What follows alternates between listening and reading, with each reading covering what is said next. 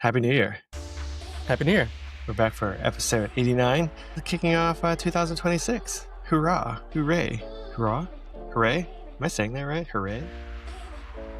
Anyways, let's see, what do we have on the docket today? It's a new year. Let's see, interesting acquisition rumors from Pinterest, about Pinterest. And then a lot of end of year numbers are out. Specifically, I think we're going to talk about BYD being the biggest EV maker in the world.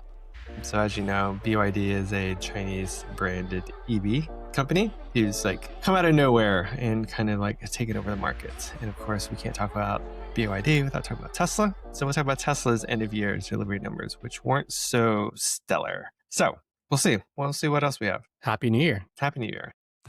What'd you do? I can tell you about my whole journey. Oh yeah, road that's trip. right. Yeah, you did What a did you whole do, entire road Tony? trip. How's your New Year? I did absolutely nothing. I thought about going out and watching the fireworks, but with the 3-year-old, it just wasn't very tempting. And you know, midnight, it's just not work. So we watched the fireworks from home, but we watched fireworks across the world. Nice. So thanks to the magic of YouTube, yeah, we enjoyed London, Paris, Seoul. So fireworks from around the world. I have to say, London was pretty nice. Wish I was there. We had this was like 10 years ago. We went to London for New Year's. And it was great. So that was kind of a nostalgic watching it this year. But Yeah. I think it wasn't until, what is it? Like 8 years old, maybe 7, to where we actually stayed out and watched the fireworks. So you've got a while. Yeah. It's the kid, it's like the young kid, you don't want them to sleep too late. Yeah.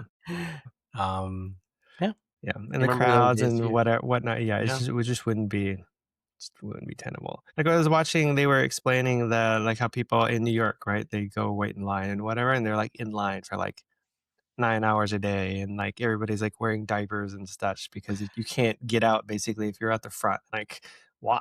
That was crazy. I saw a TikTok of it, of like this guy. A lot of you probably have seen them, but he wears this like orange jacket, and he was the first. He was like the first older guy. Yeah. The interviewer was interviewing like, how do you he's like, if you leave, you lose your spot. Yeah. So how do you and he's using a woman's pads. Yeah. It's like, and she's like, how does that work? And he's like, it works.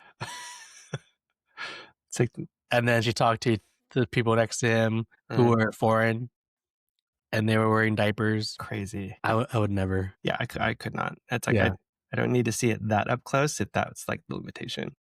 And you think about it, like, where do you put them when you're done, when you have to replace? Like, how do you replace them? One, I guess so. Like your pants when you get home and whatnot, right? No, I mean, I don't think it's gonna last for a whole.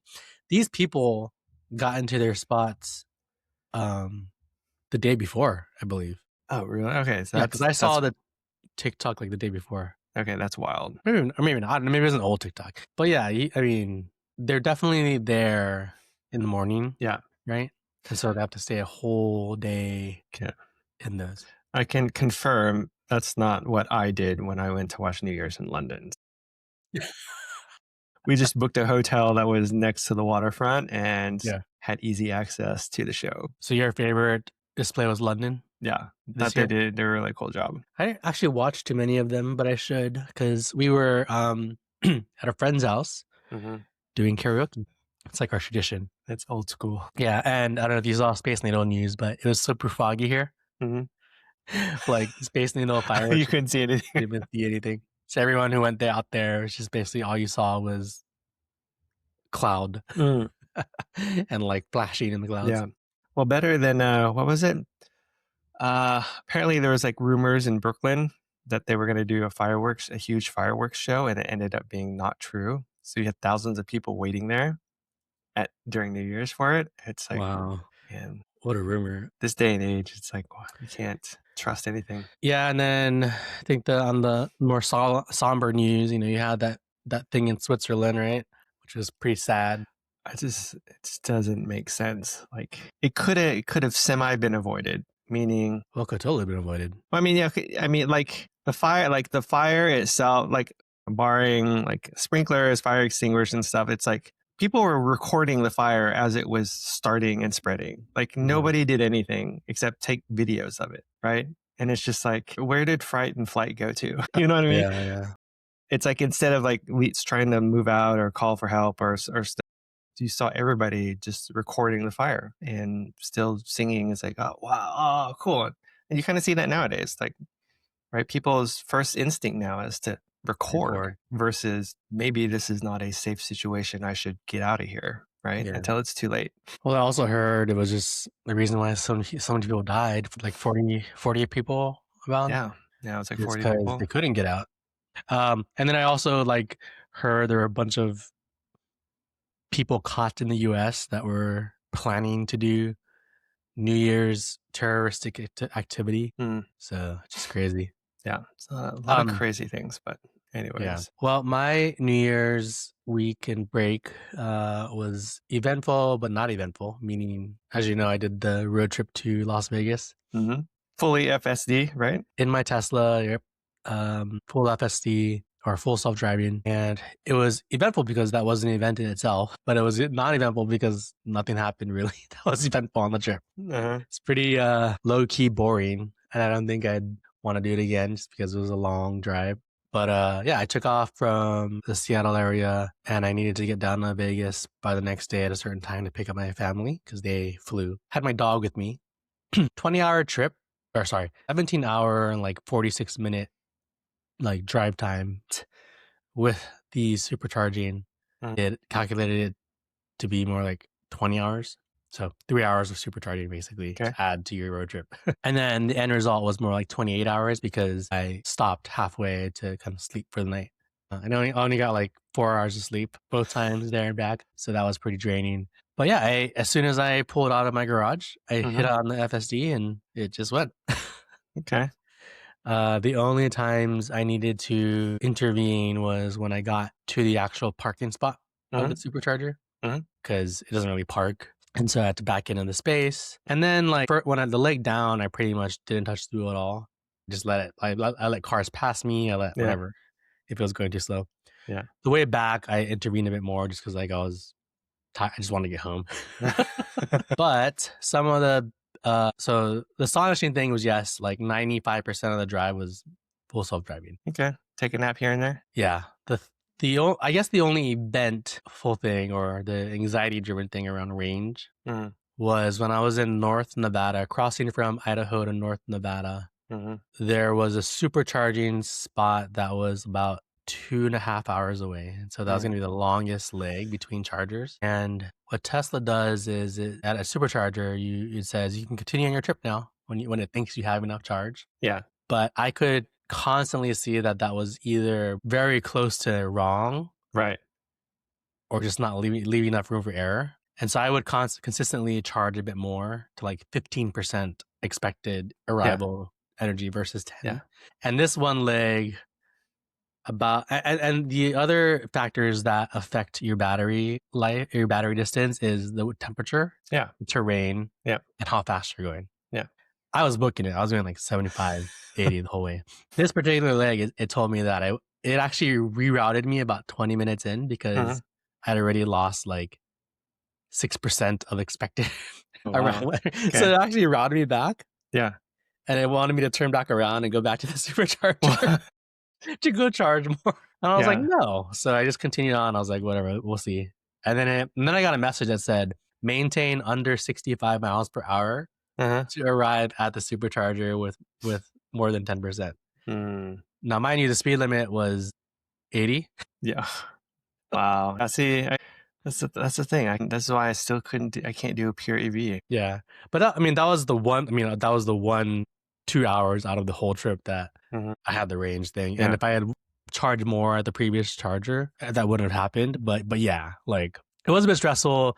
So I maintained under 65 and then it bumped it up a bit as it started getting warmer. I got to the supercharger with 3%. Yeah, I mean, I can't. Like, I get to like a quarter gallon of gas tank left, and I'm already like nervous. Is like, oh my gosh, how am I gonna whatever?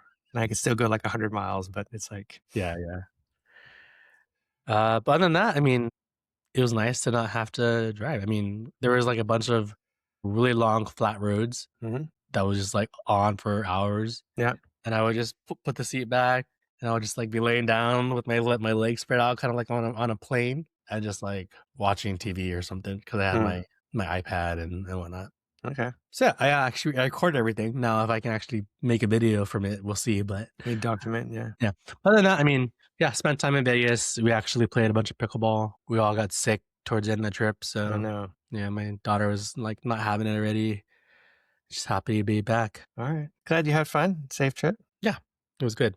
But yes, I would not do that again. I think my max is probably like 10 hours, maybe 14 Yeah. total. Not 20. Yeah, I think 3 hours is my max limit to be in a car. So you drive to Houston and back. Or Yeah. you drive to Houston, that's your limit. Yeah. Yeah. Not outside the state of Texas. No. It would be, I just cannot. I don't like driving. I like driving. I don't like driving distances. Yeah. That's interesting because I heard everybody in Texas likes driving. Yeah, no, not me. Maybe if I had a nice car, sure, but no, just never. All right. Well, for those of you who were wondering where episode 88 was, Technical difficulties. Yeah, we had a pretty good episode where we wrapped up the year, but when we finished uploading, for some reason it did not. It said my microphone was disconnected, and which was weird because Tony could hear me the Yeah, whole time. could hear you just fine. Yeah. So that episode was moot unless I can work with Descript is who we were using then to record things and who we usually use. But I doubt it. I think once you're having that error, that means it just didn't save the audio, which is not great. But we're going to try a new platform today, Riverside. And hopefully it's better. We'll see. Yeah, we'll see. Yeah. So yeah, we want to kick us off with the first one there, OpenAI. Yeah. So I guess I'm surprised, a little bit surprised, but not surprised. Yeah. Apparently, OpenAI rumor mill is swirling that it's looking to acquire Pinterest, which kind of makes sense. We've talked about quite a bit on what is separating all these different AI companies apart, and it's really about the data that they're using to to basically power their learning and all that stuff. Google has their Google search, Amazon has their all their shopping data, Facebook obviously all their social. And so OpenAI needs a more distinct source of real content, social content if you want. And so Pinterest seemed like I guess in hindsight, I mean it made sense, but yeah, so there you go. That's the news is looking for their ad platform, right? Obviously, their social content kind of makes sense in their images. And it kind of marries up with, I forget how many months ago we talked about this, but OpenAI was experimenting with their own social network, social type scrolling feed thing. And so this would kind of probably help complement some of that so they don't have to completely build it from scratch. But yeah there you go. That's the news.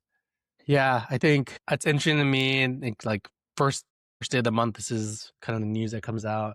It also says in this article from Seeking Alpha that there are probably other bidders, which there may be, given that this is coming up. Other names like Google, Amazon, Microsoft may want to jump in and take it from them before they can actually get it. Similar to what the drama going on with Warner Brothers, Netflix, Paramount. I think I think it is what you said, social networking, but I also think it's primarily for the imaging technology and the image data that it has. I've been using during the winter break, I started expanding to start playing around with other AI bots like Claude and Perplexity. One, because Perplexity gave me I'm sure you've seen it too, but I don't know if you haven't. Perplexity is doing a whole year for $12. So $1 a month basically, compared to the $20 for Claude or OpenAI's cheapest tiers. So I was like, if I can use Perplexity, then I can just save some money. The other reason is I've been using Claude for vibe coding. And so I have to pay for it. And it's well, now I'm just paying for too much. I don't need all these bots. Gemini. I've also been using Gemini. And I was using Nano Banana Pro to help with some image creation and manipulation. And my aha moment / first impression of Nano Banana Pro was, oh my gosh, that's so good. Really? Compared to ChatGPT, yes. Oh, okay. So in my other company, we just released another vertical of our app. And so I needed to it's basically like a replica of our existing one, but for a different user. And so I had to change all the images to represent that new trade type. Yeah. And I put it through Nano Banana Pro, and I was just impressed right away. I was like, holy cow. And I did it so fast. So I've noticed ChatGPT has been trying to push their image stuff more. Like when I open ChatGPT, the first thing I see is, oh, create an image or edit an image. And they just added it to their sidebar. So they're trying, I think they recognize the threat here. Yeah. And are trying to now react and catch up quickly. So that was my reaction to the Pins news. Is Google, from my current impressions, is running away with the image stuff, and we know that that was a big part of OpenAI's strategy. Yeah. I mean, Google has YouTube, Google Images or image search has been around for a while, and so they just have a lot of content that they've been able to use. Actually, Google acquiring Pinterest, that would be interesting. I might not be so surprised, right? Because the CEO of Pinterest, Mr. Reddy, is for leading the vertical that I was a part of when I was at Google. So nice. He led commerce at Google. So it wouldn't be a surprise if they, I guess, reacquired and brought it back. But, we'll see. It'd be antitrust. I've noticed Pinterest updating their app a lot lately. It's actually like pretty good. I used to use Pinterest a little bit way back, when it first started, because it was kind of interesting. But nowadays, I do think they have a problem with all the AI slop that's getting posted to it. Like, you don't know what's real, which is not great. And so I don't know if they've figured that out, but it's just one of those things. And also, like, you search for one thing and then you go back to your feed and like it's just like Marketplace, like Facebook Marketplace. You go back to your feed and like everything there is now what you just searched for. It's like, I just want to do one. I just have one interesting search I did. Why do you have to manipulate my whole feed to show this now?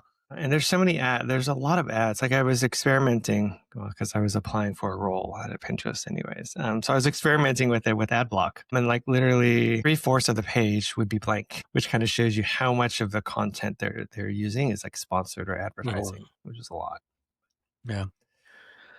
Going back to my thread around the different experimentation with the bots though. Who wins? Undetermined yet. Today I'm still primarily using ChatGPT. But I did do another thing is, so, I need to start spreading my fingers into what's out there in the job market. So I did some resume updating. Claude, oh my gosh. And we already knew this, right? Claude is better for like writing and stuff. Claude did 10 times better in formatting the resume versus ChatGPT. So I think this is where I am right now. Perplexity, I still can't get, I think Perplexity's user experience is just too robotic. Yeah, I don't like it. So I haven't really been using Perplexity. Gemini imaging, that's my go-to now. When I do heavy things with imaging, although I don't pay for Geminis. They don't have very much thinking credits. Claude, I'd like to settle on Claude. So I can just pay for one. Yeah. And so far, what it's shown me with the writing and formatting, that's great. But I don't know, for some reason, the user experience doesn't get me. I think ChatGPT still wins in terms of just natural conversation. Yeah. And it does know a lot. So right now, it's like there's different use cases that I want to use different bots for. Hopefully, I can settle on just the one in the next month. Yeah. It might end up being like what is like good enough. You know what I mean? Jack of all trades. It's good enough unless you are like a coder who needs a specific coding features, or a digital creator who needs specific video capabilities for your everyday person. Might just be ChatGPT is just good enough for everyday use. Yeah. I think I told you what I had ChatGPT do was, because my whole worry was like, there's so much history I have in it. So I told it to create dossiers for all the different bots so that I could give it to them so they know just as much about me as you do. Yeah. Yeah. Wait, so you're going back into corporate life? Is that it? I think I need to. That's sad. Yeah. The experiment has ended. I mean, I think where it is everything that I've done in the last 2 years has been successful in my mind in terms of like what I set out to do. Nothing has panned out to pay the bills yet. Everything just kind of break even. Yeah. And I can't be I'm not in a state right now where I can be break even. I need to have a higher, cash flow coming in. Yeah. So yeah, I was actually looking at tuition costs. for college, like in 10 years. It's insane. Have you like tried any of these calculators to like calculate how much money you need to save now? It's like college costs are expected to be like $500,000 for like a 4-year undergrad degree in like 10 years or so. Crazy. I'm like, how is that even possible? Like, who can afford to go to college for $500,000? It's just like, I still can't believe it. So yeah, makes me a little bit nervous because I'm like, that's a lot of money to sit there. You need to instill good values in your kids to get scholarships. We'll see. Well, I guess my income bracket at this point would allow me to, or would allow, my sons for scholarships. Yeah. Like I couldn't apply for a rule scholarship. out? Or Huh? What? Did you say rule out? No, that he could. Yeah.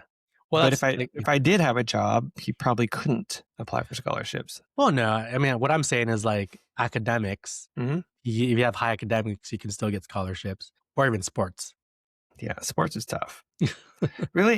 No, I guess it depends. Yeah. But yeah, so for my, for all my things like this, my startup and then my Coral stuff, I'm still going to be doing them. Mm-hmm. I think it's just, well, definitely the Coral stuff I'm still going to be doing. It's just where my head is, well, like it's going to take more time or whatnot. I think that, the biggest thing was my startup with my co-founder. That's actually, I mean, it's getting good traction. It's just not growing fast enough. Mm-hmm. So it's really more of like, when will it grow fast enough? Or like when will we should exponentially grow? Yeah. Like, and then is it in a position where we're going to sell it now for not millions, but maybe hundreds of thousands? Oh yeah. All right. Well, good luck. I might look to see what's out there, but I don't know. I keep reading about the job market. It's a tough go right now, especially in tech. That's what I hear. At the same time, I see a lot of my like past coworkers, counterparts, switching jobs or just getting jobs, still. So yeah. I mean, you'll see the theory. If it's easier to get a new job when you have a job, not so much if you don't have a job. Yeah, and gotta leverage your network. That's true. I have a pretty good network, so hopefully they pull through for me. But yeah, okay. So let's wrap up with pins into career talk. Okay. But we'll see what happens with it. Pinterest increased, I think, like this is a 20% or like in one day because of the news. Was it 20%? I think so. Let's see. I thought it was only like 5%, 4 or 5%. It wasn't really as big a pop as I was thinking it would be. Oh yeah, okay. No, not that big of a pop. It was like 4%, 5%. Where are my metrics? It was was that to close or was that throughout the day? Just like to close. But it reached 27. Yeah, I mean, it got up to like 4% and it closed like at 3%. So, okay. Yeah, I mean, if it's not like a 10%, Pinterest closed. Never mind. Yeah, if it's not like a 10% popper, that's pretty muted to me, especially with a rumor like this. Like previously, anything OpenAI would send something, 15, 20%. But this is only like 4% pop is like nothing. So it's a weak rumor. Yeah, weak rumor. No, I would still probably buy it a little bit. Yes, it's such a terrible stock though. All right, let's move on to the next one. Go for it. Has dethroned Tesla as the biggest EV maker in the world. That's how all the news articles are. But we already knew BYD was producing more than Tesla because we've been covering the story for a little bit. But to close the year, BYD hit its sales goals. BYD is now the biggest global EV sales for 2025. So at around 2.26 million EVs, fueled mostly by growth in Europe, whereas Tesla declined for the year to 1.64 million sales, down from 1.79 in 2024. Big part of that is because one, the subsidies expired here in the US, and so people weren't rushing to get Teslas. Two, Elon damaged his reputation when he had the whole thing with Trump, which reduced sales. And just in general, the environment right now for EVs isn't that great in the US, and the US does make up majority of Tesla's sales. Plus the competition in China, which is where BYD is, as well as other EV makers, is pretty stiff. So, yeah, That's BYD. I think we've talked about it before. BYD is the company that Warren Buffett invested in, Chinese company. From what we know, they make good cars, but our observation of it was maybe they were cheaper cars, if you will, like not as maybe solid as Teslas. So, but that doesn't matter. If there's a market for buying and people are buying, then that's what matters to the top line of these companies. So what I saw yesterday when a bunch of this news coming out is a lot of people tweeting around, yeah, Tesla, maintaining Tesla's position because Tesla isn't a car company anymore. It's an AI company. So those are like the bulls trying to come to save Tesla. Whereas at the end of the day, like right now, EVs are Tesla's money. And if they aren't able to sell as many as thought, then that's going to definitely impact their stock and their financials. Thoughts? It's either, regardless of what the Tesla fanatics say, Tesla is still technically a car company. It's where it gets the majority of its revenue. The robots, the robotaxi, I mean, Elon said it would all happen by the end of 2025. We are now 2026, and there's still not an operatable, functional robotaxi service that you can book today on a scaled, from the masses. I guess we'll see. I mean, either the dominoes will crumble, or he 10x's the valuation to get his full $1 trillion pay package. Who knows? Yeah. I don't know. The other thing that came out last month related to the pay package was his previous pay package got approved. Right? Yeah. So that's an additional, what was it? 58 billion, something like that. It's like at this point, it's like peanuts compared to that 1 trillion, right? So yeah. Well, I mean, we'll see. I think the thing is that there's so much money in Tesla at this point, right? And there's a group of people who are Elon fans that are just have a lot of money to support Tesla. So, maybe it continues going up. This last month was a huge month for Tesla. And then, like the first half was like, yay, Tesla. The stock went up to almost 500. 498 was like the top. And now it's back down to like 430 something. Yeah, it kind of collapsed after those numbers came out. Yeah, it's ridiculous. That's the ride you ride with Tesla stock. Yeah. But we'll see what happens this year. The year of AI, I think the bullish stuff is going to be what happens with robotaxi, obviously, what happens with Optimus, and then we'll see. Yeah, I know. Well, we'll see how this first quarter goes. Yeah. So BYD though, kudos to them. I saw this EV chart of like where these companies get their business from, and I think like in the US, there's really just Tesla and I think it was I want to say like Honda or maybe Hyundai, Toyota maybe. Yeah, primarily like a more US driven versus other countries. But if you think these other manufacturers are less driven by the US, more driven by like Europe or Asia. Yeah. We are in a little bubble here where we're kind of thinking about our own stuff. Yeah.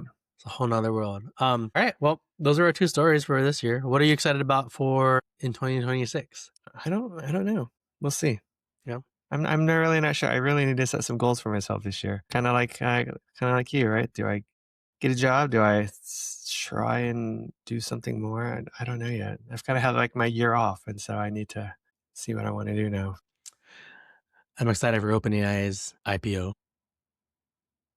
Oh yeah, there's potentially OpenAI. There's SpaceX, right? Those are 2 big IPOs that'll happen this year. Yeah. Space stocks have taken off. I'm kind of sad. I was looking to buy ASTS at 65. It got to about 70, and then it took off. Did you hear about the NASA project, Artemis?